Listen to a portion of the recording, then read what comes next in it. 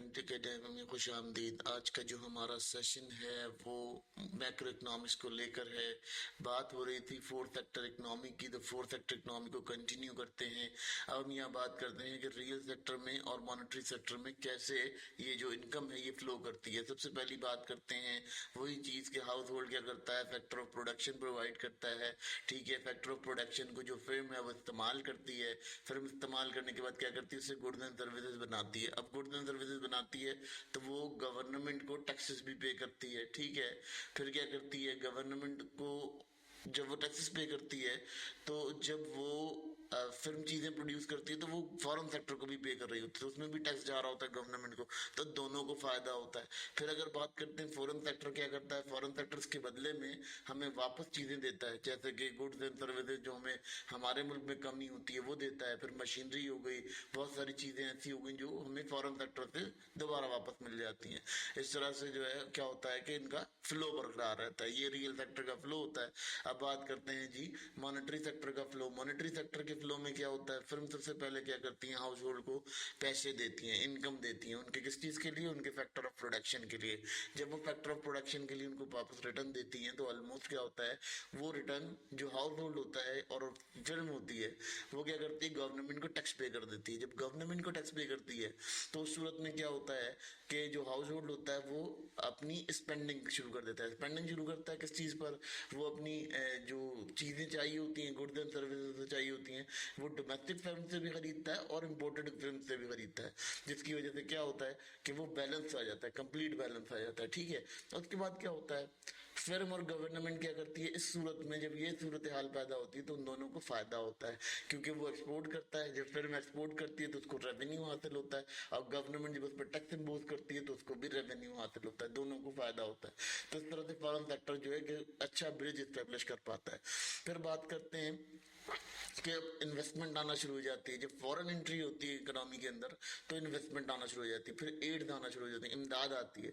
अब उस इमदाद की वजह से क्या होता है कि कैपिटल फ्लो जो है वो बहुत ज्यादा स्ट्रांग हो जाता है, बहुत ज्यादा देखा जाता है कैपिटल फ्लो आपका बहुत अच्छा हो जाता है। इनफ्लो और आउटफ्लो दोनों के दोनों डील करते हैं बड़े अच्छे से, क्योंकि वहां पर आपके इंस्टीट्यूशन भी बहुत ज्यादा कारगर साबित होते हैं। तो ये बहुत इंपॉर्टेंट मैटर होता है जिसको देखना जरूरी होता है जिन दो सेक्टर इकोनॉमी के। अब जो इनकी टोटल अर्निंग होती है, वो टोटल अर्निंग क्या होती है कि गवर्नमेंट का जो इक्विलिब्रियम है वो किस तरह से क्रिएट होता है। सबसे पहली चीज बात होती है जी सी। सी आपका क्या होता है, कंसेप्शन होती है। ठीक है, और आई जो है वो आपका जो कहलाता है इन्वेस्टमेंट होती है। ठीक है, जी जो है वो गॉफ्ट एक्सपेंडिचर होते हैं। ठीक है, फिर उसके बाद अगर देखा जाए एक्स और एम, तो ये जो होते हैं इम्पोर्ट और एक्सपोर्ट के लिए इस्तेमाल होते हैं। एक्स जो है एक्सपोर्ट के लिए होता है और एम जो है इम्पोर्ट के लिए होता है। ठीक है, अब क्या होता है यहाँ पर ये कंडीशन देखी जाती है, जब हम एक्स में से एम को माइनस करते हैं तो हमारे पास क्या होता है, एक इक्विलिब्रियम पोजीशन आती है। लेकिन हम गवर्नमेंट एक्सपेंडिचर, कंजप्शन और इन्वेस्टमेंट को ऐड करते हैं तो हमारी टोटल इनकम का आउटपुट निकल आता है। बेसिकली ये जो फोर्थ सेक्टर इकोनॉमी है ये इसलिए समझाई जा रही है क्योंकि आगे कुछ न्यूमेरिकल्स होते हैं, कुछ इस तरह की चीजें होती हैं जो इकोनॉमी को बहुत अच्छे से समझने के लिए काम आती हैं। उसके लिए बीइंग इकोनॉमिस्ट आपको अपना पार्टिसिपेशन देना पड़ता है, तो ये एक बड़ा इंपॉर्टेंट मैटर होता है हमारे लिए कि हमें इसे समझना जरूरी है। फिर उसके बाद बात करते हैं जी गवर्नमेंट। गवर्नमेंट की एक्सपेंडिचर बढ़ जाती है। गवर्नमेंट स्पेंडिंग किस तरह से करती है, वो अपनी जो इम्पोर्ट और एक्सपोर्ट की सब्सिट्यूशंस होती हैं उनके ऊपर भी स्पेंडिंग कर रही होती है। इसी तरह से इसके अंदर इक्विलिब्रियम स्टैब्लिश होता है और एक बैलेंस क्रिएट हो जाता है एक्सपोर्ट और इम्पोर्ट के अंदर। जब हम देखते हैं एक वक्त पे जाके कि इम्पोर्ट और एक्सपोर्ट जो है वो एक दूसरे का ऑटोमेटिकली बैलेंस क्रिएट करती है, क्योंकि जितनी डिमांड होती है इम्पोर्ट गुड्स की वो भी यूज होती हैं और जो आपकी डोमेस्टिक गुड्स होती हैं उनकी भी बड़ी वैल्यूएशन होती है। बहरहाल बेसिकली हम हैंड डेवलप नेशन थे तो हमारे यहाँ ये होता है कि हम ज्यादातर इम्पोर्टेड गुड्स के ऊपर काम करते हैं। हम अपनी गुड्स के ऊपर काम इसलिए नहीं करते क्योंकि हम उनकी क्वालिटी और उसकी जो चीजें होती है, सीधी सीधी बात है, जो चीज इसके पास अवेलेबल होती है वो उस चीज को यूज नहीं करता, वो चीज अवेलेबल वो यूज करने की कोशिश करता है जिसकी उसके पास अवेलेबिलिटी नहीं होती, जिसकी वजह क्या होता है कि वो अच्छी से अच्छी चीज को भी यूज नहीं कर पाता। ये एक बहुत बड़ा मैटर, ये एक बहुत बड़ा मसला खड़ा होता है। अब यहाँ बात करते हैं कि लीकेज और क्या क्या सिस्टम होता है यहाँ पर। अब फोर्थ सेक्टर इकोनॉमी में लीकेज क्या होती है, सिंपल एज हाउस होल्ड और फर्म क्या करते हैं, सेविंग कर लेते हैं। उस तरह से आपकी जो पैसा होता है मार्केट के अंदर उस पर जो है प्रॉब्लम्स क्रिएट हो जाती है। ठीक है, फिर क्या होता है, फिर जो टैक्सेस हम पेड कर देते हैं गवर्नमेंट को, वो भी हमारा जो एक लीकेज होता है इकोनॉमी के अंदर, वो लीकेज होता है। अच्छा, फिर तीसरी चीज क्या होती है कि इम्पोर्ट और एक्सपोर्ट जो है, उस पे क्या होता है कि इम्पोर्ट जो हम कर रहे होते हैं, जैसे हम कोई चीज बाहर से मंगा रहे हैं, तो अब उस पे क्या कर रहे हैं, उस पे हम जो है पैसा दे रहे हैं, ठीक है, हमें पैसा देना पड़ रहा है, तो वो भी हमारी इकोनॉमी में जो है पैसे की या नेशनल इनकम की लीकेज है। ठीक है, अगर हम बात करते हैं कि एक्सपोर्ट के लेवल पे हम क्या कर रहे हैं, हम पैसा नहीं दे रहे, लेकिन हम रियल सेक्टर में उनको अपनी तमाम चीजें दे रहे हैं जो फैसिलिटेशन कर रहे हैं। जैसे आप मुख्तर कंट्रीज को देखते हैं कि वो एक्सपोर्ट कर रहे होते हैं, एक्सपोर्ट पे काम कर रहे होते हैं, तो एक्सपोर्ट पे इसलिए काम कर रहे होते हैं, वो अपनी रिसोर्सेज दे रहे होते हैं, वो वहाँ कैश नहीं दे रहे होते। अगर हम बात करते हैं लीकेज की, तो वहां पर रिसोर्सेज भी लीकेज में जा रही होती हैं, जिनसे हम चीजें प्रोड्यूस कर सकते हैं, जिनसे हम चीजों को हासिल कर सकते हैं, वो चीजें भी हमारी जा रही होती हैं डाउनफॉल की तरफ। तो ये एक बड़ा मैटर क्रिएट करता है लीकेज का। तो इसलिए हमें ये समझना जरूरी है कि लीकेज जो है वो किस तरह से ट्रीट किया जाएगा।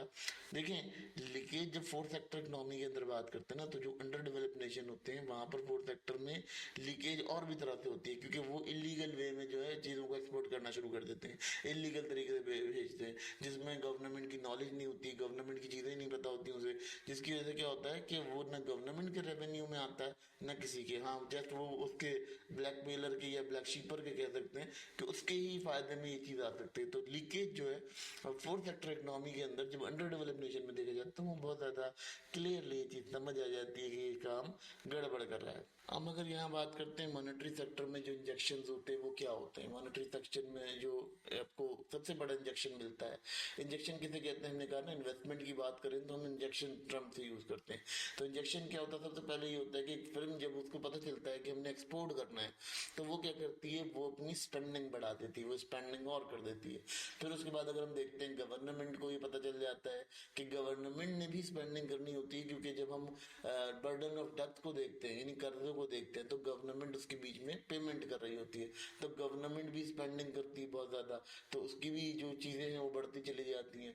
उसके बाद क्या होता है, एक्सपोर्ट। सबसे बड़ी चीज क्या होती है एक्सपोर्ट से, ये होता है कि आपके मुल्क से कोई चीज जा तो रही होती है, लेकिन उसके मध्य में मॉनेटरी पॉलिसी, मॉनेटरी लेवल पर चीजें आ रही होती हैं। मॉनेटरी लेवल पे यूं समझ लीजिएगा कि आपके लिए पैसा आ रहा होता है, आपके पास पैसा रिटर्न में आ रहा होता है, लेकिन आपकी रिसोर्सेज जा रही होती हैं, वसाइल जा रहे होते हैं, लेकिन उसके बदले में भी आपको रिसोर्सेज मिल रही होती हैं। वही कहते हैं ना कि एक्सचेंज ऑफ द रिसोर्सेज जो है वो कंडीशन समझ में आती है।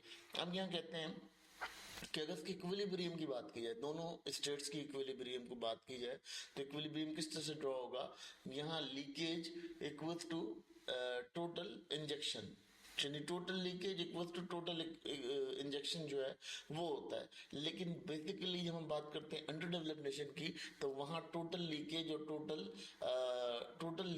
और टोटल इंजेक्शन का सिस्टम नहीं बन पाता, क्योंकि लीकेज ज्यादा होती है, और जो कंडीशन देखी जाती है इंजेक्शन की, तो वो यहाँ डाउनफॉल होती है, क्योंकि लोगों को ट्रस्ट नहीं हो पाता, उनकी वो प्रोटेक्शन नहीं होती, जिसकी वजह से प्रॉब्लम्स रहती हैं।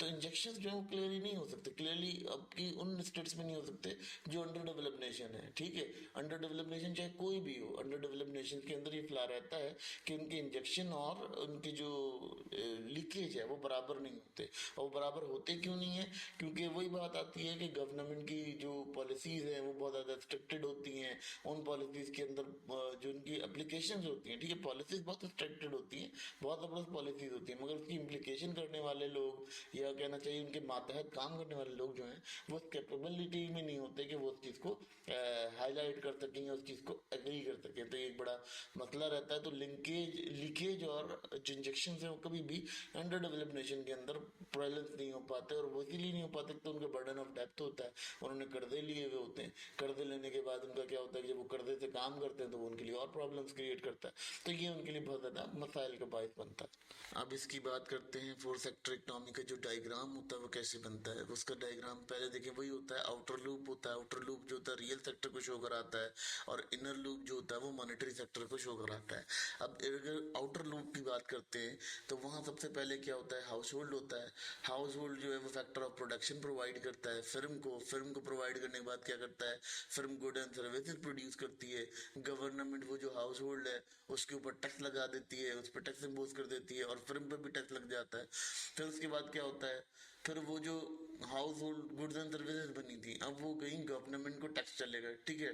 टैक्स के बाद क्या हुआ, हाउस होल्ड और फॉरेन सेक्टर ने क्या किया, एक्सपोर्ट और इम्पोर्ट ने जो है वो आपकी कंजप्शन की, ठीक है, कंजप्शन की यानी स्पेंडिंग करी, ठीक है। तो ये आपका सिस्टम बन गया इस तरह से। तो फिर अगेन आपकी इनकम रिवर्स हो गई। अब उसके बाद क्या करते हैं जी, इनर लूप जो मॉनेटरी सेक्टर है, वहाँ क्या हुआ, वहाँ फिर ने क्या किया, फैक्टर ऑफ पेमेंट की हाउस होल्ड को, हाउस होल्ड को जब की तो उन्होंने जो टैक्सेस पे किए गवर्नमेंट को, गवर्नमेंट ने पब्लिक गुड्स पे काम किया, पब्लिक गुड्स एंड सर्विसेज पे काम किया, ट्रांसफर के ऊपर काम किया, ठीक है, ट्रांसफर पेमेंट के ऊपर, जो फिर हाउस होल्ड के पास चली गई। हाउस होल्ड के पास गई तो उन्होंने वापस हाउस होल्ड ने फिल्म को दे दी, क्योंकि उन्होंने इन्वेस्टमेंट करनी है, सेविंग करनी है। इस पर भी बात करेंगे, बड़ा इंपॉर्टेंट टॉपिक है इन्वेस्टमेंट और सेविंग की, जब इसमें इंट्रैक्शन आएगी तो। अब क्या होता है, फिल्म के पास से गई, दोबारा चली गई हाउस होल्ड के पास। अब हाउस होल्ड के पास चली गई तो इम्पोर्ट पर चली गई, ठीक है, फिर इम्पोर्ट गई। हाउस होल्ड ने क्या किया, हाउस होल्ड और फिल्म ने मिलकर इम्पोर्ट और एक्सपोर्ट के ऊपर काम किया, फॉरेन सेक्टर को कवर काम किया। अब फॉरेन सेक्टर ने क्या किया, उसके रिवर्स में पेमेंट देना शुरू कर दी। किस बात की, एक्सपोर्ट की पेमेंट देना शुरू। जब एक्सपोर्ट हुई तो ऑलमोस्ट वो पेमेंट रिवर्स देगा, तो वहां क्या हुआ, वहां ऑटोमेटिकली ये इनकम जो थी रिवर्स होकर घूम के वापस फिल्म के पास आ गई। तो ये एक बड़ा इंपॉर्टेंट मैटर होता है, एक बहुत इंपॉर्टेंट डायग्राम है, इसको बहुत बारीकी से देखा जाता है। तो ये डायग्राम जहाँ थोड़ा सा कॉम्प्लेक्सिटी में आ जाता है, क्योंकि हम पहले जब 2-4 सेक्टर पढ़ रहे थे तो बहुत ज्यादा इजी था उसको समझना, लेकिन अब यहाँ थोड़ा मुश्किल हो गया है। अब देखिए जी, फोर्थ सेक्टर इकोनॉमी जो है वो थोड़ा सा कॉम्प्लेक्स वे में है, इसकी कॉम्प्लेक्सिविटी बहुत ज्यादा है, कॉम्प्लेक्सिवनेस बहुत ज्यादा है, क्योंकि ये बहुत ज्यादा ओपन इकोनॉमी के ऊपर बात करती है। और अब ओपन इकोनॉमी के अंदर जो है बहुत सारे सेक्टर्स इन्वॉल्व होते हैं। अब उन सेक्टर्स का क्या होता है, उनकी पेमेंट्स एक दूसरे से मल्टीप्लाई हो रही होती हैं, वो अपनी पेमेंट्स को मल्टीप्लाई कर रहे होते हैं। इसके अलावा वो क्या करते हैं, उनकी बहुत सारी पेमेंट्स जो हैं वो पेंडिंग भी रहती हैं, उनमें बहुत ज़्यादा डब्स भी होते हैं। तो ये बहुत ज़्यादा कॉम्प्लेक्स मैथड होता है जिसको हम डिस्कस कर रहे थे, ये फोर्थ सेक्टर इकोनॉमी के ऊपर। फोर्थ सेक्टर इकोनॉमी बेसिकली यही होता है कि ओपन इकोनॉमी होती है। ओपन इकोनॉमी का मतलब ये होता है कि यहाँ पर आपके पास एक तो आपके पास पहले तो हम हाउस होल्ड तक थे, फिल्म तक थे। अब हाउस होल्ड फिल्म के बाद गवर्नमेंट आ गई, गवर्नमेंट के बाद हमने क्या किया, हमने नेक्स्ट जो स्टेप लिया वो हमने फॉरेन की साइड पे चले गए, फॉरेन इन्वेस्टमेंट पे चले गए, फॉरेन डेब्ट पे चले गए। अच्छा, अब ये फॉरेन है ना, ये खुलने के लिए बहुत लंबा खुलता है, क्योंकि फॉरेन इंट्रैक्शन हर कंट्री के अंदर मौजूद है। क्योंकि करंट ये मॉडर्न इकोनॉमी के अंदर देखा जाए तो कि प्रीवियस इकोनॉमीज के अंदर तो शायद ऐसा चलता होगा कि चल लेता होगा कि भाई ठीक है ये काम ऐसे हो जाएगा, वो काम ऐसे हो जाएगा। लेकिन अब क्या होता है, अब जब मॉडर्न इकोनॉमी के अंदर है तो वो तमाम जो कंट्रीज हैं वो लाजमी तौर पर रिसोर्सेज के ऊपर पावरफुल है, यानी उन्हें ग्रिप की हुई रिसोर्सेज के ऊपर। तो अब क्या होता है, तमाम कंट्रीज जो हैं वो एक दूसरे के साथ इंटरकनेक्टेड होते हैं। तो जो फोर इकोनॉमिक सिस्टम है, ये जो हम करेंगे inflow of fourth sector economy, fourth sector economy आजकल ज्यादा कॉमन चल रहा है और हर कंट्री के अंदर ये चीज पाई जाती है, तकरीबन तकरीबन ऑलमोस्ट इसके ऊपर बात करते हैं और एक्सपोर्ट और इम्पोर्ट के ऊपर काम करते हैं। क्योंकि गुड्स एंड सर्विसेज जो भी प्रोड्यूस करेगा उसे लाजमी तौर पर अपनी डिमांड के बाद कहीं ना कहीं भेजना पड़ेगा। तो ये तमाम मामला जो है यहाँ देखे जाते हैं, बहुत इंपॉर्टेंट होते हैं। इसको समझना, इसको देखना बहुत ज़्यादा इंपॉर्टेंट है, क्योंकि अगर आप इसको समझ लेते हैं तो ये आपके लिए काफ़ी बेटर रिजल्ट क्रिएट करता है।